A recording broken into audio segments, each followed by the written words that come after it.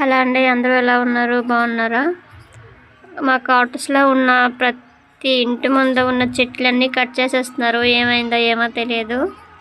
ప్రతిసారి ఇదే సీజన్లో కట్ చేస్తారు, కానీ ఈ సంవత్సరం అయితే మొత్తం కట్ చేసేస్తున్నారనమాట. ఎక్కడ ఏమీ లేకుండా.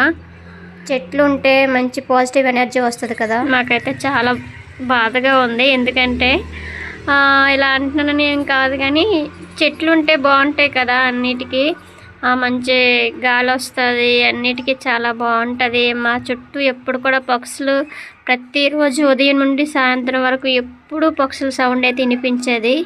ఏదైనా సరే మనం ఒక చిన్న మొక్క నాటి అది పెద్ద చెట్టుగా మారాలంటే ఎన్నో సంవత్సరాలు పట్టేస్తుంది అనమాట. అలాంటిది ఇక్కడైతే 5 నిమిషాల్లో చెట్టుని కట్ చేసేసి ఈ మిషన్లో వేసేసి అయితే పొడిగా చేసేస్తున్నారు. ఎంత దారుణమో చూసారా? చాలా దారుణంగా అనిపిస్తుంది నాకైతే.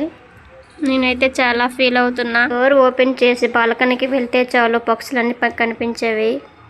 మా పక్షులన్నీ వెళ్ళిపోతున్నాయి అని మరి ఇంకేం కాదు.